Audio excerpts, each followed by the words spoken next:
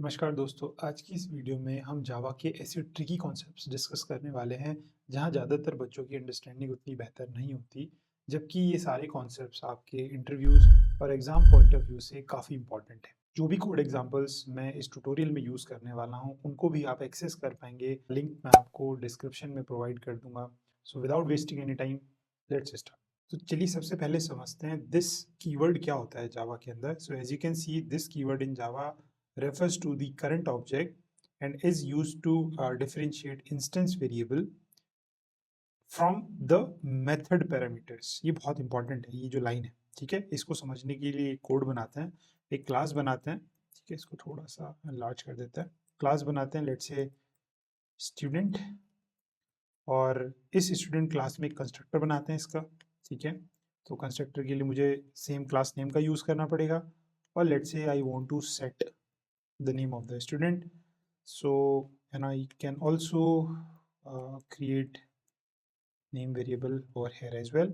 So देखिए यहाँ पे confusion क्या है कि ये जो name है एंड ये जो नेम है ये स्टूडेंट क्लास का मेंबर है, इंस्टेंस वेरिएबल है। बेसिकली जब हम ऑब्जेक्ट बनाएंगे तब एक्सेस करेंगे, और सेम नेम का वेरिएबल हमारे पास ये कंस्ट्रक्टर पैरामीटर में भी है, और हम इसको मेथड के पैरामीटर में भी बना सकते हैं। लेट्स से वॉइड डिस्प्ले, यहाँ पे भी हम यूज़ कर सकते हैं इसको सेम, बट हम कंस्ट्रक्टर के थ्रू करना चाहते हैं because in future I want to create an object of this class.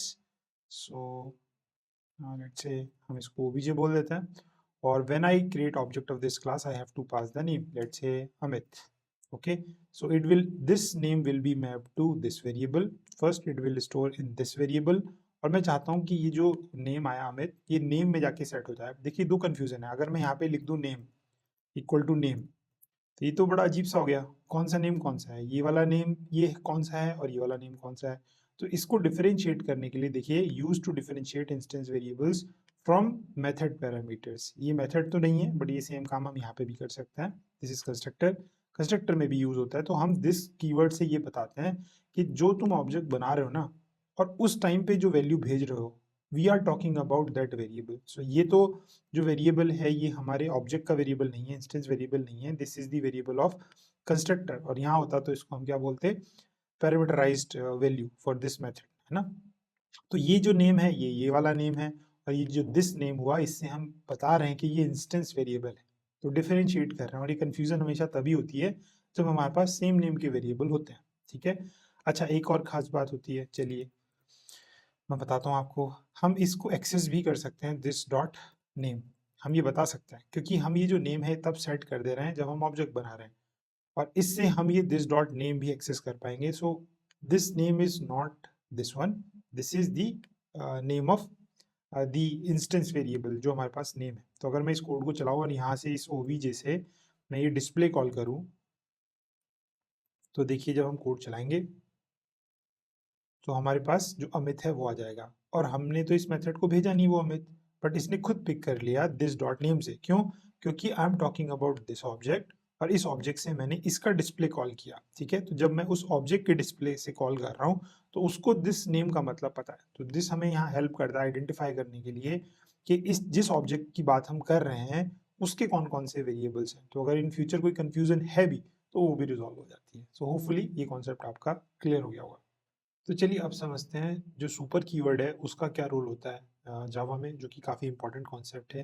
तो यहाँ पे मैंने लिखा भी है कि सुपर कीवर्ड तीन तरीके से हमें हेल्प करता है हमारे जावा के कोड में। एक एक करके समझते हैं। ये बोल रहा है कि जो हमारे पास सुपर कीवर्ड है, it refers to the immediate parent class of the object. इसका मतलब भी समझेंगे, और हमें ये उस पेरेंट क्लास के वेरिएबल्स एंड डेटा जो भी है हमारे पास, चाहे मेथड है वेरिएबल है, उसको एक्सेस करने में हेल्प करता है। तो इसके लिए मैं एक क्लास बनाता हूँ, लेट्स से क्लास एनिमल। ओके, और इसके अंदर लेट्स से मुझे कुछ डेटा बनाना पड़ेगा। सो लेट्स से बूलियन के टाइप से डेटा बना लेते हैं, इज इट एन एनिमल। सो इसको ट्रू रख लेते हैं। ओके, और इसमें एक मेथड बना लेते हैं, वॉइड लेट्स से साउंड, और यहाँ पे कुछ बता देते हैं कि it is animal sound. Okay, और मैं चाहता हूँ कि किसकी चाइल्ड क्लास बनाएं हम, और उसमें ये डेटा हम एक्सेस कर पाएँ यूजिंग सुपर कीवर्ड। तो क्लास बना लेते हैं, let's say dog is animal, which would be extending animal class. और यहाँ पे मैं इन दोनों को रिडिफाइन कर देता हूँ, ठीक है। बूलियन इज यहाँ पे फॉल्स रख लेते हैं जस्ट टू अंडरस्टैंड। और इस साउंड में this is, it is dog sound, it is dog sound, ऐसे कर लेते हैं। अब देखिए हमारे पास फ़ायदा क्या है, हमारे पास फ़ायदा यहाँ से समझते हैं इसको, यहाँ से समझ आएगा। हमारे पास सुपर कीवर्ड है, तो सुपर कीवर्ड हमें ना हेल्प करता है कि हम इसकी जो सुपर क्लास है उसका डेटा एक्सेस कर पाए। अब देखिए अगर मैं डायरेक्टली, क्योंकि मुझे पता है इनहेरिटेंस तो हमें अलाउ करता है कि हम अपनी जो पेरेंट क्लास है उसका डेटा डायरेक्टली एक्सेस करें, बट उसमें प्रॉब्लम क्या है यहाँ से समझते हैं। अगर मैं ये साउंड कॉल करूँगा तो ये साउंड तो इसके पास भी है, तो ये तो सोचेगा ये रिकर्सिव कॉल है, बट मैं चाहता हूँ किसका साउंड कॉल हो, पेरेंट क्लास का। तो ये कन्फ्यूजन दूर करने के लिए अब हमें यहाँ पे हमारा जो सुपर कीवर्ड है वो हेल्प करता है। तो मैंने बताया देखिए यहाँ पे to access the parent class methods and variables too, तो मैं यहाँ पे सुपर यूज करके अगर मैं इज इट अ वेरिएबल लिखूंगा, है ना, तो ये कोई कंफ्यूजन नहीं है क्योंकि यहाँ पे ये फॉल्स है और यहाँ पे ये ट्रू है, तो ये ट्रू देना चाहिए। तो अगर मैं आगे जाके कभी भी लेट से यहाँ पे जाके मैं इसका ऑब्जेक्ट बनाऊंगा डॉग का और उससे मैं साउंड कॉल करूंगा, ठीक है, मैं इसका ऑब्जेक्ट बनाता हूँ और उससे साउंड कॉल करते हैं। हाँ, ये थोड़ा सा ऊपर लेके आते हैं और इस ओबीजे से हम जो साउंड है, साउंड ऑफ डॉग कॉल करते हैं। तो होना क्या चाहिए, ये सबसे पहले किसको कॉल करे, इस वाली साउंड को, ये प्रिंट करे इट इज एनिमल साउंड, और फिर ये बाद में इट इज डॉग साउंड, और फिर ये ट्रू जो है उसके आगे लिखे। ये सही चलना चाहिए अगर हमारा जो सुपर कीवर्ड है वो काम कर रहा है। So it is animal sound और फिर ये हमारा देखिए it is a dog sound, और ये ट्रू दे रहा है, फॉल्स नहीं दे रहा है। अगर मैं यहाँ से सुपर हटा दूं तो आपको लगेगा कि ये तो डायरेक्टली एक्सेस कर पाएगा, इनहेरिटेंस हो रहा है, बट इसके पास भी तो है वेरिएबल, अब ये फॉल्स रिटर्न करेगा। तो सुपर हमें वो डिफरेंशिएट करने में हेल्प कर रहा है कि नहीं भाई ये जो वेरिएबल है ना, ये किसका है, हमारी सुपर क्लास का है, इसका वेरिएबल नहीं है। और ये मेथड किसका है, सुपर, अदरवाइज ये रिकर्सिव कॉल बन जाएगी और इनफाइनाइट लूप तक चलेगा क्योंकि हमने कोई बेस कंडीशन या फिर टर्मिनेशन कंडीशन नहीं लगाई। तो दो यूसेज तो हमें सुपर के समझ आए, एक हमें समझ आया कि वेरिएबल कैसे एक्सेस करते हैं और मेथड कैसे एक्सेस करते हैं। अब जो सबसे इंपॉर्टेंट है और जो थोड़ा सा ट्रिकी है उसको समझते हैं, call the parent class constructor. अब इसके पास ये फीचर भी है कि कंस्ट्रक्टर तक को कॉल कर पाएगा। तो सबसे पहले तो मैं कंस्ट्रक्टर बना लेता हूँ दोनों का। तो लेट से मैं एनिमल का कंस्ट्रक्टर बनाता हूँ, तो उसके लिए क्या करना पड़ेगा, मैं एनिमल ये जो नेम है ये यूज करता हूँ, नेम तो यही यूज करना पड़ेगा। और इसके अंदर लेट से कोई मैसेज दे देते हैं saying like एनिमल, ओके। और ये सेम हम कॉपी कर सकते हैं डॉग में भी, है ना, दोनों के कंस्ट्रक्टर बनाने, क्योंकि हम शायद कंस्ट्रक्टर कॉल भी कर पा रहे हैं तो वो समझना है। इसका नाम रख लेते हैं डॉग और यहाँ पे बोल देते हैं डॉग कंस्ट्रक्टर इज कॉल्ड। तो अब देखिए नेचुरली अभी सुपर का कोई यूसेज नहीं है, अगर अभी मैं इस कोड को चलाऊं तो सबसे पहले ये डॉग कंस्ट्रक्टर के पास जाएगा because I have created the object of dog, है ना। और ये कंस्ट्रक्टर चेनिंग का एक कॉन्सेप्ट है कि जब आपका इनहेरिटेंस हो रहा होता है तो ये कंस्ट्रक्टर पहले रन नहीं होता, पहले ही अपनी सुपर क्लास के कंस्ट्रक्टर को रन करके आता है। So if I simply no don't call this method, तब भी हमारे कंस्ट्रक्टर रन होंगे, पहले ये रन नहीं होगा, पहले हमारा जो एनिमल वाला कंस्ट्रक्टर है वो रन होगा। मैं चलिए कोड को चलाता हूँ, उससे आपको ज़्यादा क्लैरिटी आएगी। ये कंस्ट्रक्टर ऐसे काम करता है, तो सबसे पहला कंस्ट्रक्टर कॉल हुआ एनिमल का, फिर जो चाइल्ड क्लास है उसका कंस्ट्रक्टर कॉल हुआ, ठीक है। अब देखिए सुपर का तो यहाँ पे कोई यूसेज नहीं आया, क्यों नहीं आया, क्योंकि ऑटोमेटिकली क्या हो रहा था, यहाँ पे आपके लिए कंपाइलर ये वाली कॉल ऐड कर देता है। क्यों, इसका क्या मतलब होता है सुपर, इसका मतलब ये होता है कि जब हम इनहेरिटेंस लगा रहे होते हैं, हमने यहाँ पे इनहेरिटेंस लगाया, हमने ऑब्जेक्ट किसका बनाया, डॉग क्लास का, और dog is also extending animal, तो ये वाला कंस्ट्रक्टर पहले रन नहीं होगा, पहले कंस्ट्रक्टर के रूल के हिसाब से पहले पेरेंट क्लास का कंस्ट्रक्टर रन होगा। तो ये जो कॉल है ये बाय डिफॉल्ट जावा आपके लिए लगा देता है, आपको लिखने की जरूरत नहीं है, ये वाली कॉल जावा आपके लिए ऐड कर देगा, क्योंकि उसको पहले आपकी जो पेरेंट क्लास है उसका कंस्ट्रक्टर रन करके आना पड़ता है। अगर ये कंस्ट्रक्टर नहीं भी होता तो कंपाइलर आपके लिए बनाता पेरेंट क्लास का डिफॉल्ट कंस्ट्रक्टर, कंपाइलर बना देता है, लेकिन since we have created our own constructor तो वो नहीं बनाता, ठीक है। अब देखिए यहाँ पे सुपर का क्या यूसेज होता है इसको समझता है, क्योंकि अभी तो डिफॉल्ट लगा दे रहा हो। अगर ये जो कंस्ट्रक्टर है हमारे पास एक ही कंस्ट्रक्टर होता और उसके अंदर एक पैरामीटर पास करना होता, ये बोल रहा है कि whenever you create object of animal you have to pass a value. Let's say जो हमारी वैल्यू आगे जाके यूज भी हो रही है उस कंस्ट्रक्टर में। Let's say we can say this कि भाई ठीक है ये वैल्यू हम प्रिंट भी करा रहे हैं। तो अब जो जावा के पास फीचर है वो तो बस ये वाली लाइन को ऐड करने का है। जावा और कुछ नहीं करता है, वो बस वो डिफॉल्ट को ही कॉल कर सकता है। But since we don't have the default constructor in the parent class, तो अब हमें हेल्प किसकी लेनी पड़ेगी, सुपर जो कीवर्ड है उसकी। तो मैंने यहाँ पे हमने लिखा है कि ये क्या कर सकता है, पेरेंट क्लास के कंस्ट्रक्टर को भी कॉल कर पाता है। तो ये पहले तो ये वाली जो लाइन है ये जावा ने ऐड कर दी थी। अब हमें क्या चाहिए कि एक पैरामीटर भी भेजो, so we can pass the parameter inside super as well. तो अब हुआ क्या, फिर से देखते हैं। हमने ऑब्जेक्ट बनाया, ऑब्जेक्ट बनने के साथ ही क्या हुआ, कंस्ट्रक्टर ऑफ डॉग कॉल हुआ। इसने बोला कि call super class constructor with one. ठीक है, क्योंकि ये कॉल हमारे लिए, अगर मैं इसको कमेंट कर दूं तो ये कोड ब्रेक हो जाएगा, क्योंकि जावा इसमें कौन सा कंस्ट्रक्टर ऐड करता है बाय डिफॉल्ट, डिफॉल्ट कंस्ट्रक्टर वो बनाएगा नहीं, क्योंकि ऑलरेडी हमने एक बना दिया। तो अब ये जो सुपर कॉल है ये हमें हेल्प कर रही है इस चेनिंग को रिजॉल्व करने में, कि ठीक है भाई डिफॉल्ट तो है नहीं, तो एटलीस्ट कौन सा कॉल करो जो उसके पास है। तो हमने यहाँ से वैल्यू भेज के वाला कंस्ट्रक्टर कॉल किया। तो अगर मैं इस कोड को अब चलाऊंगा तो आप देख पाएंगे सबसे पहले एनिमल वाला कंस्ट्रक्टर कॉल होगा। देखिए एनिमल कंस्ट्रक्टर इज कॉल्ड, एक ही वैल्यू प्रिंट हुई, फिर डॉग वाला हुआ, फिर हमारे पास एनिमल साउंड वाला हुआ, फिर हमारे पास जो डॉग की साउंड है वो वाला हुआ। तो देखिए सुपर का मैंने सारे डायनेमिक्स आपसे डिस्कस कर लिए, कहाँ कहाँ पे यूज होता है। ज़्यादातर बच्चे केवल यहीं तक इसको समझ पाते हैं, बट इसका जो सबसे अच्छा यूसेज है वो है कंस्ट्रक्टर चेनिंग में। जब आपने मल्टी लेवल हायरार्की बना रखी है इनहेरिटेंस में, तब सुपर बहुत हेल्प करता है उस चेन को मेंटेन करने के लिए, क्योंकि कंस्ट्रक्टर का एक कॉन्सेप्ट है कि अगर आपने मल्टी लेवल इनहेरिटेंस किया हुआ है या इनहेरिटेंस किया हुआ है, तो आपकी चाइल्ड क्लास का जो कंस्ट्रक्टर है वो पहले रन नहीं हो सकता, पहले पेरेंट का होगा। तो अगर उसमें कोई कॉन्फ्लिक्ट है तो सुपर हमें बहुत हेल्प करता है उस पर्टिकुलर कंस्ट्रक्टर को कॉल करने के लिए। होपफुली ये कॉन्सेप्ट आपको क्लियर हो गया होगा। तो चलिए अब डिस्कस करते हैं नया कॉन्सेप्ट कि जो जावा में न्यू कीवर्ड हम यूज़ करते हैं जगह जगह, लेट्स से स्ट्रिंग बनाने में या फिर ऑब्जेक्ट क्रिएट करने में, इसका यूसेज क्या होता है। तो एक यूसेज तो हमें पता है कि अगर चाहे हम स्ट्रिंग बनाने में यूज़ करें, चाहे किसी क्लास का ऑब्जेक्ट बनाने में, तो हमें ऑब्जेक्ट बनाने में हेल्प करता है। बट और कौन कौन से जो इंपॉर्टेंट एस्पेक्ट्स हैं जो जुड़ी हुई हैं न्यू कीवर्ड से, उसको डिस्कस करते हैं। तो वी हैव ऑलरेडी अंडरस्टूड कि एक ऑब्जेक्ट बनाने में हेल्प करता है, मेमोरी एलोकेट करता है उस क्लास को, उसका इंस्टेंस बनाता है जिसको हमें पता है। इसको हम ऐसे भी समझ सकते हैं, लेट्स से मैंने एक क्लास बनाई, इसको थोड़ा स्पेस दे देते हैं और इस क्लास का नाम रख लेते हैं लेट्स से कार सर्विस, कार सर्विस रख लेते हैं लेट्स से, और एक इसमें स्ट्रिंग बना लेते हैं कलर के नाम से let's say. So in future whenever I will create object of this class let's say, so first object मैं बनाता हूँ, न्यू यूज करके बनाता है और इसका नाम रख लेते हैं obj1। तो देखिए यहाँ से देखिए मैंने न्यू यूज किया और मैं बोल रहा हूँ create object of this class और call the constructor of this class, right. ये सिंपल ये बोल रहा है। तो अगर मैं क्या करूँ इसमें कंस्ट्रक्टर बनाऊँ, ठीक है, अभी हम कॉन्सेप्ट देख के आए हैं कि हम क्या कर सकते हैं, कार सर्विस का कंस्ट्रक्टर बना सकते हैं। देखिए, और हम क्या कर सकते हैं, यहाँ पे हम सेम नेम का वेरिएबल भी ले सकते हैं, क्योंकि मैं दिस यूज करके उसको डिफरेंशिएट कर पाऊंगा। So this dot colour equal to colour रख सकते हैं। और मैं क्या करूंगा, जब मैं इसका कंस्ट्रक्टर बना रहा हूँ, let's say I want to set it to red, तो ये फर्स्ट ऑब्जेक्ट क्या बोल रहा है कि उस ऑब्जेक्ट का जो वेरिएबल है उसको क्या सेट कर दो, रेड। ऐसे ही मैं मल्टीपल ऑब्जेक्ट बना सकता हूँ।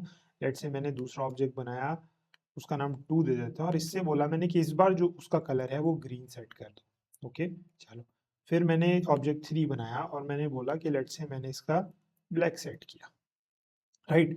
अब मैं क्या कर सकता हूँ, देखिए यहाँ से समझने की कोशिश करेंगे तभी हमें हीप का जो कॉन्सेप्ट है वो अच्छे से समझ आएगा। अब मैं अगर ये बोलूँ कि obj1 से अगर मैं एक्सेस करना चाहता हूँ व्हाट, उसका जो कलर है, उसका कलर अगर मैं एक्सेस करना चाहता हूँ तो मैं obj1 डॉट क्या लिखूंगा, कलर लिखूंगा, ठीक है। और इसी स्टेटमेंट को मैं मल्टीपल टाइम अगर रिपीट करूँ फॉर ऑब्जेक्ट 2, ठीक है, यहाँ से ध्यान से देखिएगा आप, ऑब्जेक्ट 3 और ऑब्जेक्ट 3, इस कोड को चलाते हैं और फिर हम थोड़ा सा न्यू कीवर्ड के बारे में क्लैरिटी लेके आते हैं। तो देखिए ऑब्जेक्ट 1 के पास जो कलर है वो क्या है, रेड है। ऑब्जेक्ट 2 के पास ग्रीन है, ब्लैक है। क्यों, क्योंकि जब मैं उस ऑब्जेक्ट को बना रहा था तब वो मैंने वैल्यू भेजी थी और उसके कंस्ट्रक्टर ने उसके पास जो वेरिएबल था उसकी वैल्यू वो सेट कर दी थी। अगर ये अलग अलग वैल्यूज आ रही हैं तो इसके मायने क्या है कि क्लास हमारे पास एक ही है, बट जितने ऑब्जेक्ट बनाते हैं हम उस क्लास के, उतनी डिफरेंट मेमोरी मेरे पास एलोकेट हो जाती है हीप में। और वो क्यों होता है, बिकॉज आई एम सेइंग कि भैया न्यू मेमोरी बनाओ उसकी, उस क्लास की एक नई मेमोरी बनाओ जिसको हम इंस्टेंस मेमोरी भी बोलते हैं या ऑब्जेक्ट मेमोरी भी बोलते हैं। Object creation itself is complete statement कि एक नई हीप में मेमोरी मिल जाएगी, उस क्लास के जितने भी मेंबर्स हैं उनको नई मेमोरी मिलेगी। तो हो क्या रहा है, आपके पास 3 अलग-अलग मेमोरी मिल रही है हीप में, उनके जो रेफरेंस ऑब्जेक्ट हैं, लेट्स से OBJ1, OBJ2, OBJ3, वो स्टैक में स्टोर हो जा रहे हैं। OBJ1 referring to the first memory, OBJ2 is referring to the second memory and so on. तो हर एक मेमोरी पे कलर की जो वैल्यू है वो जो हम सेट करेंगे वो सेट होगी। ओके, तो ये ध्यान रखते हैं। तो न्यू कीवर्ड हमें उसमें हेल्प करता है। देखते हैं कुछ और स्टेटमेंट हमारे लिए क्या। When you use new keyword, memory for the object is allocated on the heap, और ये अच्छी बात है रन टाइम पे। तो आप ये ध्यान रखिएगा जब हम कोड को कंपाइल करते हैं, अभी तो हमने कंपाइल करके डायरेक्टली, क्योंकि हम आईडी यूज कर रहे हैं तो यहाँ पे हम डायरेक्टली चला सकते हैं, बट पहले जावा का कोड जावा सी से कंपाइल होता है, फिर डॉट क्लास फाइल बनती है, उस डॉट क्लास फाइल को हम जावा कमांड से रन करते हैं। तो जब हम डॉट क्लास फाइल बनाते हैं तब हमारी मेमोरी एलोकेट नहीं होती, because new keyword is resolved at the run time. Run time पे हमें, क्योंकि जो हीप है वो रन टाइम मेमोरी है, डायनेमिक मेमोरी होती है, तो जितनी भी डायनेमिक मेमोरी होती है वो रन टाइम पे ही एक्सेसिबल होती है।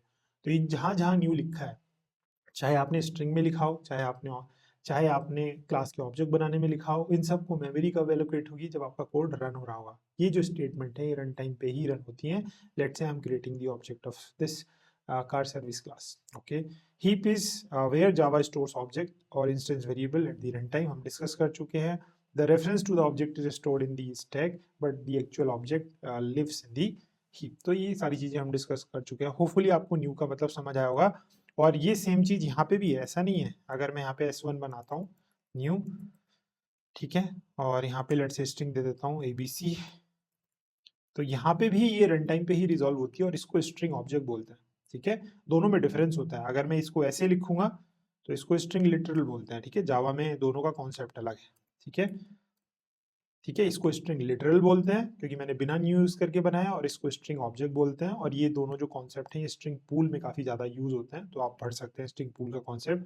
बट ये भी जो मेमोरी है, क्योंकि न्यू कीवर्ड इसको कहाँ पे प्रोवाइड करता है, हमेशा हीप में, तो ये स्टेटमेंट भी रन टाइम पे ही रिजॉल्व होता है। होपफुली आपको ये जो न्यू कीवर्ड है उसका मतलब अच्छे से समझ आ गया होगा। तो देखिए, एक और कॉन्सेप्ट है जो बच्चों को कंफ्यूज करता है कि हमेशा इंटरव्यूज में फाइनल क्लास को एब्स्ट्रैक्ट क्लास से क्यों कंपेयर करते हैं, और क्या सिमिलैरिटी है, कोई रिलेशन है फाइनल क्लास का एब्स्ट्रैक्ट क्लास से, तो उसको एक्सप्लोर करते हैं। सबसे पहले हम एब्स्ट्रैक्ट क्लास के बारे में समझते हैं। एब्स्ट्रैक्ट क्लास क्या होती है। So an abstract class can not be instantiated, और या सिंपल लैंग्वेज में बोले तो हम कभी भी किसी एब्स्ट्रैक्ट क्लास का ऑब्जेक्ट नहीं बना सकते। और उसमें दोनों तरीके के मेथड्स अवेलेबल होते हैं, एब्स्ट्रैक्ट भी और नॉन एब्स्ट्रैक्ट भी। इसके मायने क्या होता है उसको समझते हैं। सबसे पहले हम एक क्लास बनाते हैं, लेट्स से उसका नाम रख लेते हैं ABC। अब इस क्लास में दोनों तरीके के मेथड्स हो सकते हैं, एब्स्ट्रैक्ट मेथड भी और नॉन एब्स्ट्रैक्ट मेथड भी। एब्स्ट्रैक्ट मेथड कौन से होते हैं, जिनकी बॉडी नहीं होती और उनसे पहले क्या लगा होता है, एब्स्ट्रैक्ट। ये भी याद रखिएगा, उनसे पहले एब्स्ट्रैक्ट कीवर्ड ऐड होगा, है ना। तो सबसे पहले एब्स्ट्रैक्ट कीवर्ड ऐड करते हैं, लेट्स से वॉइड, और मैं डिस्प्ले बोल देता हूँ इसको, और मैं इसकी बॉडी नहीं देता हूँ, सेमीकोलन से इसको एंड कर देते हैं। ठीक है, इसमें एरर क्या आ रही है वो देख लेते हैं। A B, okay. तो हम ये बिकॉज एरर इसलिए आ रही है क्योंकि सबसे पहले हमें because we can not instantiate the object of an abstract class, तो हमें उससे पहले नॉर्मल क्लास नहीं बता सकते उसको। हमें ये बताना रहेगा कि उस क्लास से पहले क्या लगा है, एब्स्ट्रैक्ट। और उस क्लास के अंदर दोनों तरीके के मेथड हो सकते हैं, लेट्स से वॉइड डिस्प्ले 2 बोल देते हैं इसको, और इसकी डेफिनेशन हो सकती है। ठीक है, इसकी डेफिनेशन नहीं है, डिस्प्ले 1 बोल देते हैं इसकी। तो दोनों तरीके के मेथड हो सकते हैं। तो सबसे पहले ये समझते हैं कि एक तो आगे जाके मैं कभी भी ना इस टाइप की स्टेटमेंट यूज नहीं कर पाऊंगा। If I want to create object of abstract class, then it is not possible. क्यों नहीं पॉसिबल है मैं आपको बताता हूँ। क्योंकि सपोज करते जावा हमें अलाउ भी करता कि इस क्लास का ऑब्जेक्ट बना पाओ आप, तो दिक्कत क्या आती है आगे जाके, अगर मैं इससे डिस्प्ले 1 कॉल करता तो वो उसको पता ही नहीं है क्या, उसकी डेफिनेशन उसको नहीं पता। तो हमेशा याद रखिएगा, ऑब्जेक्ट केवल उसी क्लास का बनता है जो कंप्लीट होती है। अगर यहाँ पे एब्स्ट्रैक्ट लगा दिया हमने तो उसके मायने खत्म हो गए कि अब इसका कभी आगे जाके ऑब्जेक्ट बनेगा। तो ये याद रखते हैं। तो कभी भी ऐसी क्लास का ऑब्जेक्ट नहीं बनता जिसमें एब्स्ट्रैक्ट लगाओ, और वजह क्या है, क्योंकि उसके अंदर ऐसे मेथड हो सकते हैं जिनकी डेफिनेशन उस क्लास को नहीं पता। तो आगे जाके जब हम ऑब्जेक्ट बनाएंगे तो डेफिनेटली वो मेथड हम उससे कॉल नहीं कर पाएंगे। तो ये जो स्टेटमेंट है ये इनवैलिड है, ये नहीं लिख सकते। चलो, ये चीज़ समझ आई। ये बोल रहा है कि भाई दोनों तरीके के मेथड हो सकते हैं। अब एक क्वेश्चन जनरल इंटरव्यूज में पूछा जाता है कि क्या मैं अगर इसमें से ये एब्स्ट्रैक्ट ऑप्शन हटा सकता हूँ क्या, एब्स्ट्रैक्ट कीवर्ड। तो आप ध्यान रखिएगा, जब भी आप एब्स्ट्रैक्ट क्लास बनाएंगे तो उसमें जब कभी भी आप एब्स्ट्रैक्ट मेथड बनाएंगे तो एब्स्ट्रैक्ट कीवर्ड ऐड करना मैंडेटरी है। इंटरफेस में ये चीज़ मैंडेटरी नहीं है, वहाँ ऑप्शनल है, बट एब्स्ट्रैक्ट क्लास के अंदर इट इज़ मैंडेटरी। फिर दूसरा क्वेश्चन ये पूछते हैं, can it is mandatory to add abstract method inside an abstract class. तो आंसर इज नो। अभी भी एब्स्ट्रैक्ट क्लास ही है, कोई ज़रूरी नहीं है कि उसके अंदर हमेशा कोई ना कोई एटलीस्ट एक ऐसा मेथड ज़रूर होगा एब्स्ट्रैक्ट मेथड, तो ऐसा कोई बात नहीं है। आपकी क्लास से पहले अगर एब्स्ट्रैक्ट लिखा है तो it is more than enough, और अगर इसमें ये डेफिनेशन भी ना हो तभी भी ये एब्स्ट्रैक्ट क्लास ही है। बट हाँ, इसके अंदर दोनों तरीके के मेथड हो सकते हैं, ये ध्यान रखते हैं। एक और इंटरव्यू में क्वेश्चन पूछा जाता है, अगर मैं यहाँ से एब्स्ट्रैक्ट हटा दूँ तो इसमें इश्यू क्यों आता है? तो आप ध्यान रखिएगा, किसी क्लास को एब्स्ट्रैक्ट होने के लिए तो मैंडेटरी नहीं है कि उसके अंदर कौन सा मेथड हो, एब्स्ट्रैक्ट मेथड।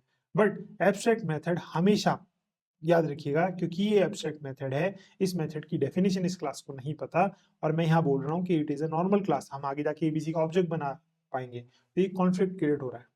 तो हमेशा याद रखते हैं कि एब्स्ट्रैक्ट जो मेथड है वो नॉर्मल क्लास के अंदर नहीं बन सकता। वो हमेशा किस दो ही पॉसिबिलिटी है, वो या तो एब्स्ट्रैक्ट क्लास के अंदर बनेगा या फिर इंटरफेस के अंदर बनेगा। तो अभी हम एब्स्ट्रैक्ट क्लास पढ़ रहे हैं, तो आप ध्यान रखिएगा कि हम कभी भी एब्स्ट्रैक्ट मेथड हमेशा जिसकी बॉडी नहीं है वो हमेशा ऐसी क्लास में बनाएंगे जो क्लास इनकम्प्लीट होगी या लेट से एब्स्ट्रैक्ट क्लास होगी। तो ये कॉन्सेप्ट मोर और लेस आपसे पूछे जाते हैं। तो अब एक पॉसिबिलिटी तो हमने इसकी खत्म कर दी कि भाई आगे जाके इस क्लास का कभी ऑब्जेक्ट नहीं बनेगा। तो अब इसका यूसेज क्या है जब इसका ऑब्जेक्ट नहीं बनेगा? तो किसी क्लास के दो ही तरीके के यूसेज हमारे पास अवेलेबल होते हैं, या तो हम उसका कभी ऑब्जेक्ट बना पाए या उसको इनहेरिटेंस में यूज कर पाए। तो ऑब्जेक्ट तो हम बना नहीं पा रहे, तो दूसरा क्या यूसेज होगा इसका? हमेशा लेट से मैंने एक और क्लास बनाई ए बी सी डी, और वो इसको क्या करे, एक्सटेंड करे ए बी सी को। इसमें तो अभी भी एरर आ रही है, क्यों एरर आ रही है उसका भी रीजन समझते हैं। बट फिलहाल एक तरीका ही है हमारे पास इस एब्स्ट्रैक्ट क्लास को यूज करने का, एक तो बंद हो गया, ऑब्जेक्ट बना नहीं पाएंगे। तो अगर इनहेरिटेंस भी बंद हो गया फिर तो ये डेड कोड बन जाएगा, किसी भी क्लास को हम कभी यूज ही नहीं कर पाएंगे, तो बनानी क्यों है? तो ये इसलिए बनी है कि हम आगे जाके इसको इनहेरिट कर पाए। यहाँ पे लिखा भी है, used as the base class to be extended by the other class. But उसके साथ एक और रेस्ट्रिक्शन आ जाती है कि जब कभी भी हम इसको इनहेरिट करेंगे तो उस जो इनहेरिट कर रही है क्लास, उसके ऊपर रिस्पॉन्सिबिलिटी आ जाती है कि जो भी उसके अनइम्प्लीमेंटेड मेथड्स हैं उसकी क्या करो, तुम डेफिनेशन प्रोवाइड करो इनसाइड दी चाइल्ड क्लास। तो अब ये एरर रिजॉल्व हो गई, तब जाके हम एबीसीडी का ऊपर ऑब्जेक्ट बना सकते हैं, because ABCD is not an abstract class. वो एबीसीडी को एक्सटेंड कर रही है, और जो उसके ऐसे मेथड है जिसकी डेफिनेशन उसको नहीं पता, वो उनकी डेफिनेशन वो प्रोवाइड कर रही है। अगर आपको इस क्लास को भी इसकी डेफिनेशन नहीं पता, तो हमें इस क्लास को भी क्या बनाना पड़ेगा कि ठीक है भाई, इस क्लास को भी नहीं पता, तो ये क्लास भी क्या बन गई है, एब्स्ट्रैक्ट क्लास। क्यों? क्योंकि एबीसीडी एक ऐसी क्लास है, इसके पास खुद के तो मेंबर नहीं है, but it can access the member of the super class, और उसमें एक ऐसा मेंबर है जिसकी डेफिनेशन नहीं है, तो इस क्लास को भी क्या बोलेंगे, एब्स्ट्रैक्ट क्लास। और अगर आप चाहते हो कि आगे जाके एबीसीडी का ऑब्जेक्ट बने, तो उसके लिए मैंडेटरी क्या है, पहले हम उस मेथड की डेफिनेशन देते हैं जो क्या है, इनकम्प्लीट है। सो होपफुली आपको एब्स्ट्रैक्ट के आसपास के जो कॉन्सेप्ट्स हैं वो क्लियर हो गए होंगे। ऐसे ही हमारे पास इंटरफेस भी होता है। इंटरफेस क्या होता है, 100% एब्स्ट्रैक्ट क्लास होता है। अभी हम फाइनल भी डिस्कस करेंगे, लेकिन since we have studied abstract class, तो अगर मैं यहाँ पे इंटरफेस 1 बनाऊं, तो यहाँ पे इस टाइप की पॉसिबिलिटी नहीं हो सकती जो ये हमने बनाई है। यहाँ पे जो पॉसिबिलिटी होगी वो हमेशा क्या होगी, हमेशा एब्स्ट्रैक्ट की ही पॉसिबिलिटी होगी, कि भैया एक इंटरफेस में ना डेफिनेशन कभी नहीं होगी। क्यों? क्योंकि जो इंटरफेस होता है वो क्या होता है, 100% क्या होता है, एब्स्ट्रैक्ट क्लास होता है। बस ये डिफरेंस होता है एक इंटरफेस में और एक हमारे एब्स्ट्रैक्ट क्लास में। इसमें सारे मेथड की डेफिनेशन पता नहीं होती, तो जब हम ऑब्जेक्ट नहीं बना पा रहे थे एब्स्ट्रैक्ट क्लास का, तो इंटरफेस का तो क्या ही ऑब्जेक्ट बना पाएंगे। और इंटरफेस का ऑब्जेक्ट हम बना नहीं पाते हैं, और जो इंटरफेस होता है उसको हमें इम्प्लीमेंट करना पड़ता है। जैसे हमने यहाँ एक्सटेंड किया, ऐसे ही मुझे क्या करना पड़ता है, देखिए यहाँ पे अगर मैं इस इंटरफेस को, क्योंकि मैं ऑब्जेक्ट तो बना नहीं पा रहा इस इंटरफेस का, मुझे आगे जाके यूज करना है, तो उसका क्या तरीका है जावा में इंटरफेस को यूज करने का। लेट से मैंने एक क्लास बनाई है BCDE, और मुझे इस इंटरफेस को एक्सटेंड तो कर नहीं पाएंगे, क्योंकि एक्सटेंड हम केवल क्लासेस को करते हैं। तो जावा ने इसका तरीका दिया हुआ है कि आप instead of extending you can implement an interface. तो मैं इंटरफेस को इम्प्लीमेंट करूंगा। तो जैसे हमारे पास यहाँ पे रूल था कि एबीसी अगर एबीसीडी एबीसी को एक्सटेंड कर रही है तो उसके अनइम्प्लीमेंटेड मेथड की डेफिनेशन देनी पड़ेगी। ऐसे ही एबीसीडी अगर इस इंटरफेस को इम्प्लीमेंट कर रही है तो उसके इसके दोनों मेथड की डेफिनेशन प्रोवाइड करनी पड़ेगी, तब जाके हम एबीसीडी का ऑब्जेक्ट बना पाएंगे। होपफुली आपको समझ आ रहा होगा। तो हुआ क्या, मुझे यहाँ पे 1 की डेफिनेशन देनी पड़ेगी और यहाँ पे पब्लिक लगाना पड़ेगा। मैं बताऊंगा क्यों लगाया, ठीक है, और फिर हम फाइनल को भी समझेंगे। और यहाँ पे हमने डिस्प्ले 2 की डेफिनेशन दे दी। तो देखिए एरर चली गई, क्यों? क्योंकि जो बाय डिफॉल्ट आपके जो मेथड्स होते हैं आपके इंटरफेस के, वो बाय डिफॉल्ट क्या होते हैं, पब्लिक एंड एब्स्ट्रैक्ट। तो यहाँ पे आप पब्लिक लगाना it's not mandatory, even abstract लगाना भी मैंडेटरी नहीं है, बट ये मेथड हमेशा होते एब्स्ट्रैक्ट एंड पब्लिक ही है। तो यहाँ पे अगर इसका स्कोप पब्लिक है तो मैं ऐसे नहीं कर सकता कि यहाँ से पब्लिक हटा दूं। क्यों? क्योंकि एक्सेस प्रोटेक्शन के अकॉर्डिंग जावा के इस मेथड का स्कोप क्या हो गया? डिफॉल्ट। तो पब्लिक से हम और रेस्ट्रिक्टेड उसको बना दिया, क्योंकि डिफॉल्ट का तो केवल पैकेज लेवल एक्सेस ही होता है, पब्लिक का थ्रू आउट प्रोजेक्ट होता है। तो हमें यहाँ पे मैंडेटरी है, जब हम कभी इंटरफेस में काम कर रहे हो तो पब्लिक कीवर्ड ऐड करना जरूरी है जब भी हम उनकी इंप्लीमेंटेशन प्रोवाइड कर रहे हो, क्योंकि ये जो मेथड होते हैं बाय डिफॉल्ट क्या होते हैं? पब्लिक एंड एब्स्ट्रैक्ट होते हैं। तो ये ध्यान रखते हैं, ये मैंडेटरी नहीं है कि हम आपको लगाइए, या आप दोनों ऑप्शनल है, बट ये होते हैं। तो ये डिफरेंस होता है, और हम आगे जाके ABCD का ऑब्जेक्ट भी बना सकते हैं। एक इंटरफेस से जुड़ा हुआ कॉन्सेप्ट ये भी है कि आप मल्टीपल इंटरफेस को भी इंप्लीमेंट कर सकते हो। ये चीज हम क्या बोलते हैं, ये हम क्लासेस के साथ नहीं कर सकते। लेट से मैंने एक और इंटरफेस बनाया, उसको 2 बोल देते हैं, और इसके अंदर एक और डेफिनेशन बनाई, लेट से 3, डिस्प्ले 3 के नाम से, है ना। तो जब मैं क्या कर सकता हूँ, मल्टीपल इंटरफेस को एक साथ इंप्लीमेंट कर सकता हूँ। तो ये जो हमने लिखा है, ये हम याद रखिएगा ऐसे नहीं लिख सकते, बिकॉज जो हमारे पास मल्टीपल इनहेरिटेंस का कॉन्सेप्ट जावा में नहीं होता, बट ये सेम चीज हम इंटरफेस के थ्रू इंप्लीमेंट कर सकते हैं। अगेन प्रॉब्लम क्या है कि यहाँ पे 2 डेफिनेशन तो मैंने दे दी, since I am also implementing interface 2, तो मुझे किसकी डेफिनेशन देनी पड़ेगी? 3 की डेफिनेशन और देनी पड़ेगी। So I can copy paste this and I can make it this. तो यहाँ से हमने एक और डिफरेंस समझ लिया कि इंटरफेस और एब्स्ट्रैक्ट में क्या डिफरेंस होता है, क्योंकि इंटरव्यूज में ये पूछा जाता है। ये तो इजी था, हमें जो मेन डिफरेंस समझना था वो समझना था कि हमारी फाइनल क्लास और एब्स्ट्रैक्ट क्लास में क्या डिफरेंस होता है। तो फाइनल क्लास भी देख लेते हैं हम, इंटरफेस तो हमने समझ लिया। अब देखिए, हम कोई भी क्लास बनाते हैं, लेट्स से इससे आगे की क्लास 1 बोल देते हैं। अगर मुझे किसी भी क्लास को और एक डेफिनेशन दे देते हैं, लेट्स से इसमें कोई, उसका नाम रख लेते हैं 4, डिस्प्ले 4। और आप ध्यान रखिएगा, एक चीज मैं बता दूं, केवल अगर मैं कोड को ऐसे लिखूं तो इसको बोलते हैं मेथड डिक्लेयर कर दिया हमने, या उसकी डेफिनेशन नहीं दी, सेमीकोलन लगाएंगे। और सेमीकोलन की जगह अगर मैं ये open and close parenthesis add कर दूं, चाहे कोड भी ना लिखूं, इसको डेफिनेशन बोलते हैं।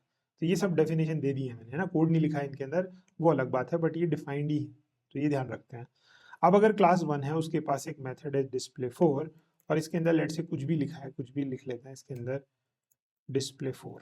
अब फाइनल क्लास का मतलब क्या होता है कि आपको सबसे पहले फाइनल क्लास बनाने के लिए क्या ऐड करना पड़ेगा उसमें? फाइनल। और देखते हैं क्या लिखा है यहाँ पे, a final class can not be extended और inherited, use to prevent inheritance for security और डिजाइन रीजंस। अब इसके मायने क्या हैं, इसको समझते हैं। ये बोल रहा है कि अगर आपने किसी भी क्लास को फाइनल बना दिया तो उसका एक पॉसिबिलिटी हमने खत्म कर दी। लेट्स से अगर मैं आगे जाके क्लास 2 बनाऊंगा, सो ये क्लास अगर 1 को एक्सटेंड करना चाहेगी तो ये पॉसिबल नहीं है, क्योंकि फाइनल क्लासेस कहाँ इन्वॉल्व नहीं होती? इनहेरिटेंस में। देखिए यहाँ पे समझिए, कैन नॉट बी इनहेरिटेड और inherit, can not be extended और इनहेरिटेड, इसका मतलब फाइनल क्लासेस इनहेरिटेंस में यूज होने के लिए बनी ही नहीं है।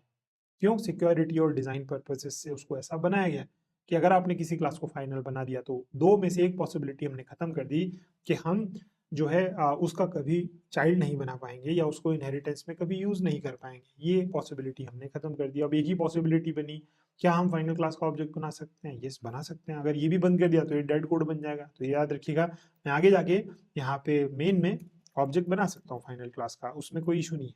ठीक है, तो ये फाइनल क्लास का ऑब्जेक्ट बना लिया हमने। लेकिन बस फाइनल क्लास क्या नहीं होती? इनहेरिट नहीं होती फर्दर। कोई तरीका नहीं है फाइनल क्लास को इनहेरिट करने का। अब जनरली इंटरव्यूज में आपसे ऐसे क्वेश्चन क्यों पूछे जाते हैं कि फाइनल क्लास को कंपेयर करो एब्स्ट्रैक्ट क्लास से? तो अब आप ध्यान से देखिए, जो कंपैरिजन होता है वो किसी वजह से होता है। एब्स्ट्रैक्ट क्लास पे चलते हैं। ये हमारी एब्स्ट्रैक्ट क्लास थी, एब्स्ट्रैक्ट क्लास बनाने के लिए हमने एब्स्ट्रैक्ट कीवर्ड यूज किया। क्या मैं आगे जाके कभी एबीसी का ऑब्जेक्ट बना पाऊंगा? क्योंकि ये इनकम्प्लीट क्लास है, इसके पास ऐसे मेथड हो सकते हैं जिसकी डेफिनेशन उस एब्स्ट्रैक्ट क्लास को ना पता हो। तो हम कभी भी एब्स्ट्रैक्ट क्लास का ऑब्जेक्ट नहीं बना सकते, बट उसको हमेशा क्या करते हैं? इनहेरिट करते हैं। ये हमें समझ आया, एब्स्ट्रैक्ट क्लास का ऑब्जेक्ट नहीं बनता, इनहेरिट करते हैं। अब हम फाइनल क्लास पे चलते हैं।